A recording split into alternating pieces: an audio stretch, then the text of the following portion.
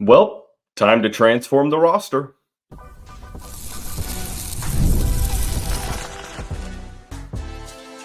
You are Locked On Louisville, your daily podcast on the Louisville Cardinals.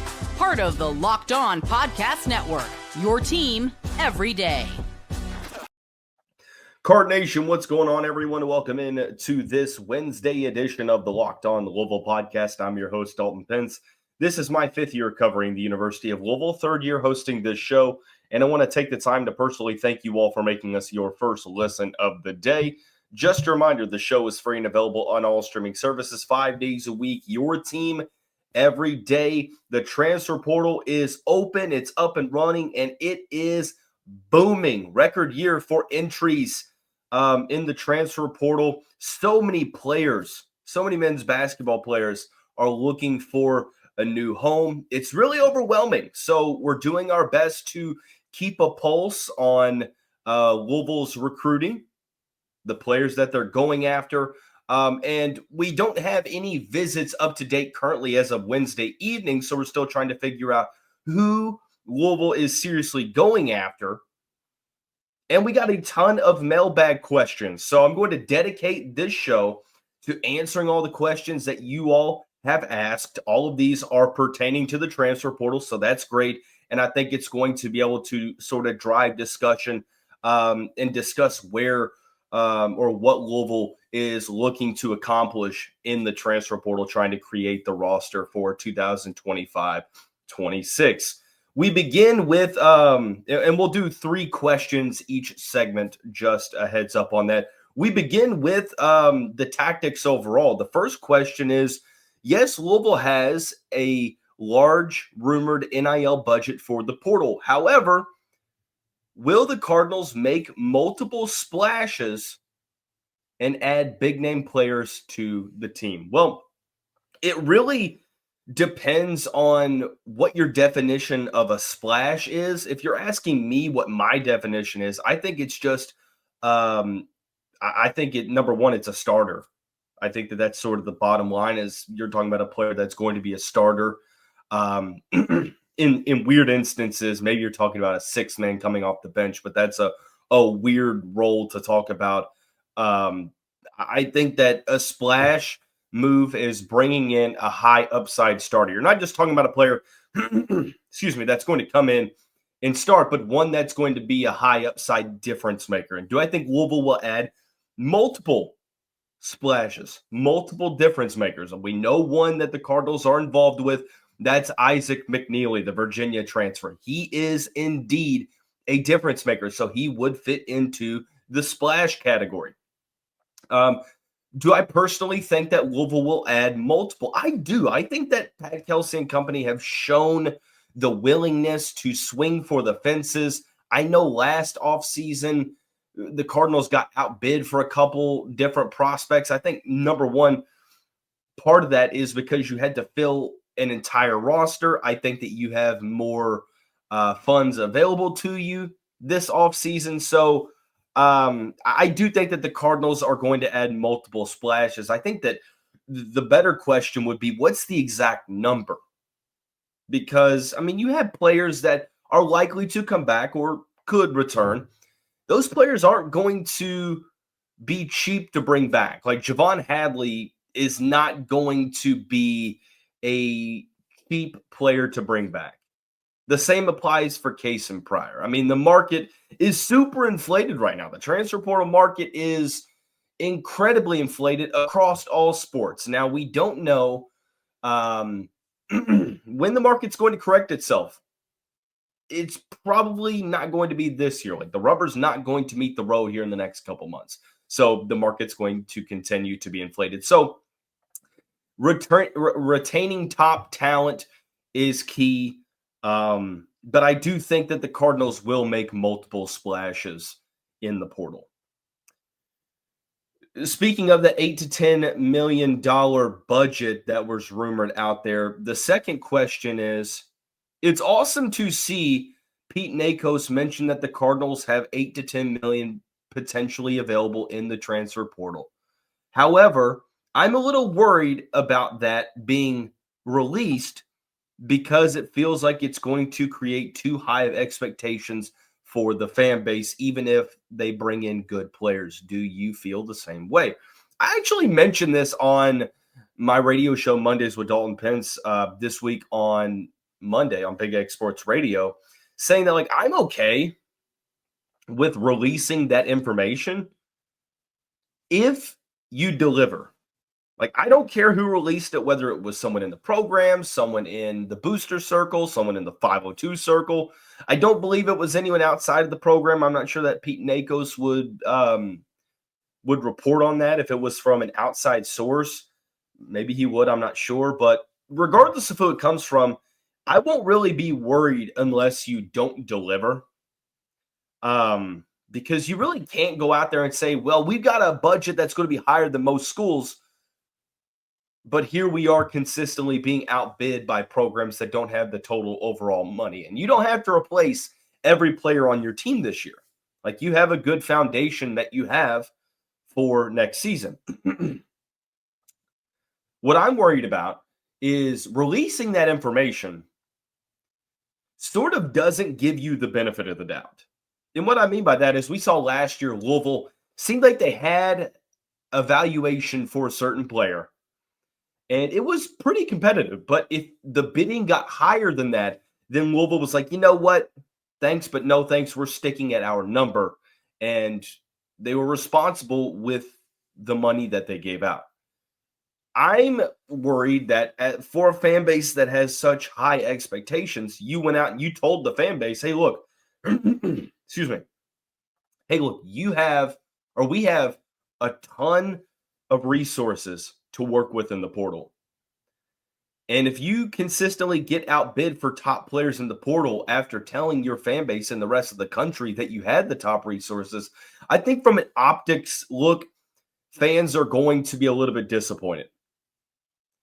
You could bring in players, excuse me, that fit the system, but they might not be splashes, so to speak. And I think that you could once again find yourself in a situation to where you sort of, I won't say misled your fan base, but gave your fan base high of expectations, like really high expectations.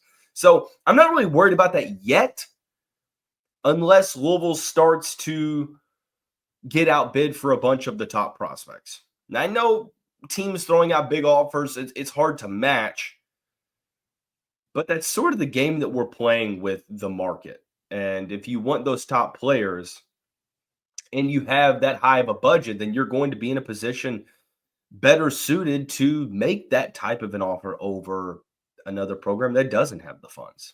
So it's interesting. That's a really good question because I kind of go back and forth on it. As it stands alone, I mean, I don't love that it was released out there. I don't hate it either. As long as Louisville delivers, that's all that matters. But in the event that they get outbid for top prospects, I think that the fan base is going to look at this saying, well, what happened here? You didn't deliver on what you said you were going to. Regardless, we'll see what happens. Next question is one that I've seen kind of bounced around on social media. Someone asks, would you rather have a double-digit scoring player from the mid-range, or I'm sorry, the mid-major ranks, or a Power 5 player that isn't averaging in double figures but has multiple years of eligibility remaining? Of course, this is all going to depend on the context. The fit has to matter here. But this is a good question. Do you go with it's two different types of risks. Do you go with the first risk, which is, yes, a polished player, but played at a lower level of competition? Or do you go with a guy who has played the level of competition that you're at, but doesn't have the production behind his name? That's where it all comes down to translatable skill sets. We've seen countless cases of each risk panning out and not panning out at the Power 5 level. So if it's me personally, I hate to say it, but I have to look at the context. But if you're making me pick, I'm going to go with the production. I think that it feels like the hit rate, if you will, for a player that's, of course, it depends on like what you're scoring. Like, say a mid-major player is scoring 15 a game, and the Power 5 player is averaging like 5 to 6, maybe 7 points a game. Of course, the years of eligibility will have a good amount to dictate what my mindset's going to be. But for whatever reason, I feel like I would go with the mid-major. Louisville's done a pretty good job of bringing mid-major players in, and they've performed really well. Terrence Edwards being one, Rain Smith being another.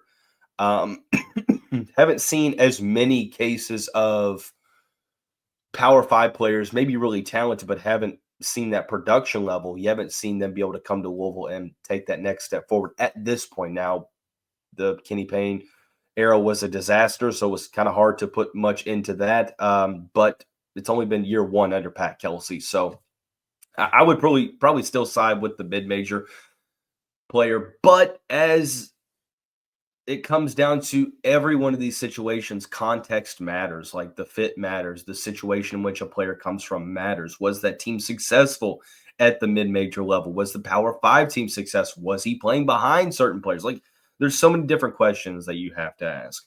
And we're going to continue to ask questions that you all have submitted.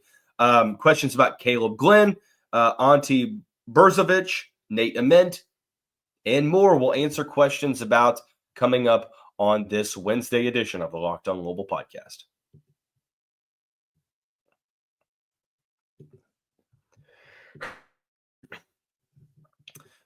Get the supplies you need from the site made for the skilled trades, Supply House. Whether you're in plumbing, HVAC, or electrical work, Supply House is the reliable way to order products online. Their easy-to-use website is packed with helpful resources and the latest product info to help you get the job done right. With a complete inventory of over 200,000 parts from 400-plus top brands, you'll find exactly what you need delivered fast from coast to coast. If you need help with an order, Supply House offers expert support and industry-leading service, so you'll always talk to a real person. For the trade pros out there looking for an extra edge, their free TradeMaster program offers exclusive perks like a dedicated phone line, free shipping, and discounts on every order. Join the TradeMaster program today at supplyhouse.com/TM and start ordering plumbing, HVAC, and electrical supplies with just a few clicks. Plus, use the promo code SH5 for 5% off your first order. That's supplyhouse.com.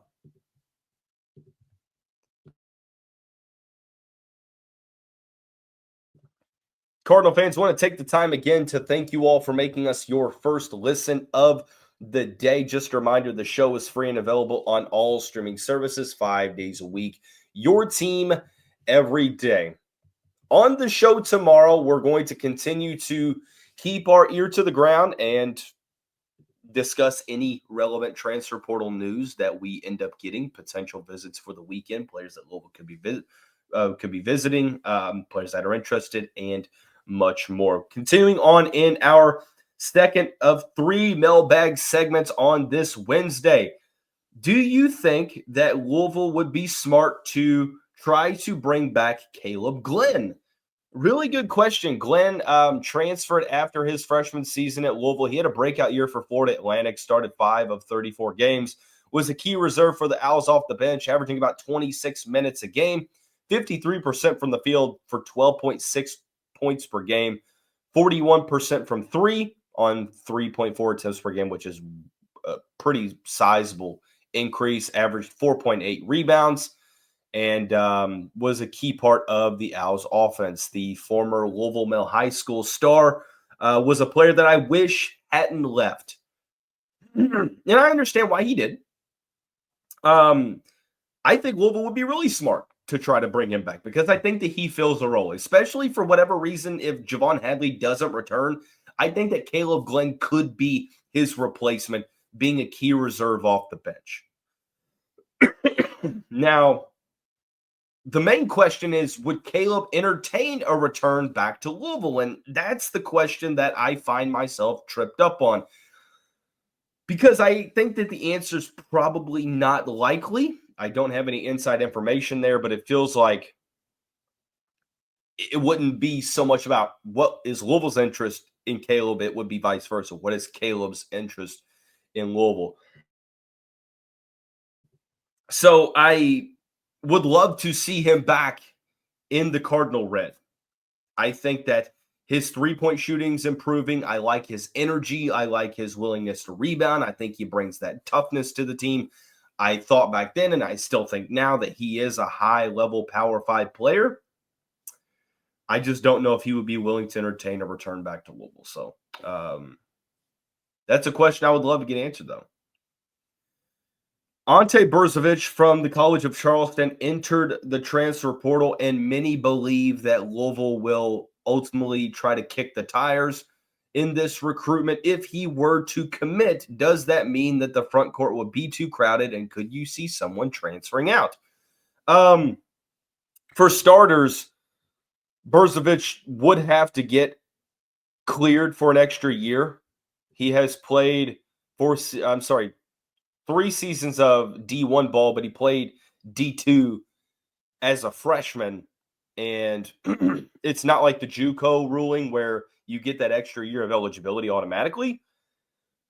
We're still waiting to see what happens. But if he were to get that extra year, yeah, I would love to bring him in. Averaged 18.8 points a game. 18.4 points a game, 8.1 rebounds, 2.8 assists, 54% from the field. Showed that he could knock down the three-point shot, 1 block a game, around 1 steal a game. Not I would say, a elite defender, but a serviceable one. Not a great rim protector, but I think would 100% be an upgrade in the Cardinals front court. Louisville needs someone that can bang down low, that can be a force on the interior. And I think Brzovich knows Pat Kelsey's system, so he'd be able to step into that pretty seamlessly. Can stretch the floor, does a good job of handling the basketball, even for his size. But the question is, would it be too crowded of a front court? And you would talk about Brzovich, James Scott, Ali Khalifa, Sananda Frew, and potentially Kason Pryor. All contending for, I would say, that 5 spot. I mean, Pryor, you could possibly slide into the 4, but that's still potentially 4 centers. Like Khalifa, I'm not sure that you can play Khalifa with James Scott, Brzovich. I mean, maybe Khalifa and Brzovich fit well together. Maybe Frew as well. But that's a lot of players contending for a limited amount of minutes. So, yeah, I do think that if you were to get a commitment from Ante, maybe someone does look to transfer. I'm not sure it would be James Scott, but you never know. I don't think it would be Sananda Frew. I don't think it would be Kason Pryor. I mean, maybe Ali Khalifa looks elsewhere, but I don't know. It would be a very interesting situation. But the main question here is Brzovich going to get that additional year? And if he does, who knows? Chris Mack seemed like he was going to get the Xavier job, didn't. Now he's back at the College of Charleston. Does Ante decide to return back to the Cougars program? I do think it would be a pretty crowded front court, though, competing for those center minutes. But maybe you make it work. It would just be depending on who else you bring in across the rotation. Does Nate Ament's recruitment potentially impact Louisville's tactics in the transfer portal? Absolutely it does. Because not only from a budget standpoint, like Nate Ament is going to cost a good amount of that budget, probably, definitely over 7 figures. That would take a portion of that budget. So the money that you would potentially allocate elsewhere wouldn't be there. And you're also saying, well, you need someone to start at the 3. If Nate Ament commits to you, it's going to be hard to go to a top player in the portal and say, hey, look, I want you to be able to compete with Nate Ament for those starting minutes. Maybe you slide Nate to the 4. I think he's more of a 3. Maybe that player can play the 4. But it gets a little bit more interesting in terms of convincing some of the top portal players to be able to coexist with Nate Ament. Now, maybe you do go all in and say, you know what? Our plan is to get a couple of good perimeter players, regardless if it's all portal guys or if it's Nate Ament and a portal guy. Who knows? But I think that you're also looking at this recruitment that you've been involved with for months, and you're saying, well, we're going to see it through and see how it could affect our rotation. Then there's a follow-up to this asking, if Ament ends up delaying his April 1st commitment, could you see Louisville moving on? Really good question. It feels like at this point, just completely going off my intuition, it feels like he's waiting to see who stays and who goes from that Duke team. It feels like Duke is where he wants to be. That's just from where I sit, and you're like, okay, a lot of the questions have been about Duke. Why else would he try to push back April 1st? Well, because Duke is still playing, and they still could be playing by the time that day rolls around, and you're still in limbo. Because there's some roster decisions. Isaiah Evans, they could look to bring in Donovan, Dent, the Boozer twins, Shelton Henderson.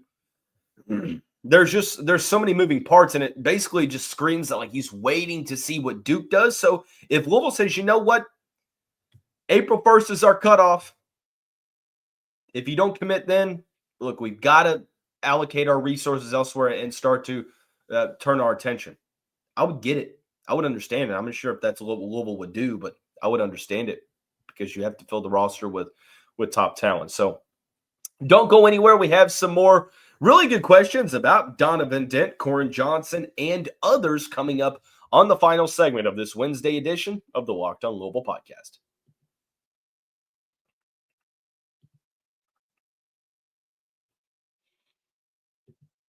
Ever check your bank account and wonder, where did all my money go? Between dining out, online shopping, and entertainment, it's easy to lose track. That's where Monarch Money comes in, your personal CFO, giving you full visibility and control over your finances. Monarch Money isn't just a budgeting app. It's a complete financial command center where you can track all your accounts, investments, and spending all in one place. So you can stop managing your money and start building wealth. Managing money with your partner is smoother than ever. You can track shared and personal accounts, set goals, and stay on the same page without all the stress. Take control of your finances with Monarch Money. Use the code LOCKEDONCollege at monarchmoney.com for 50% off your first year. That's monarchmoney.com using the code LOCKEDONCollege for half off of your first year.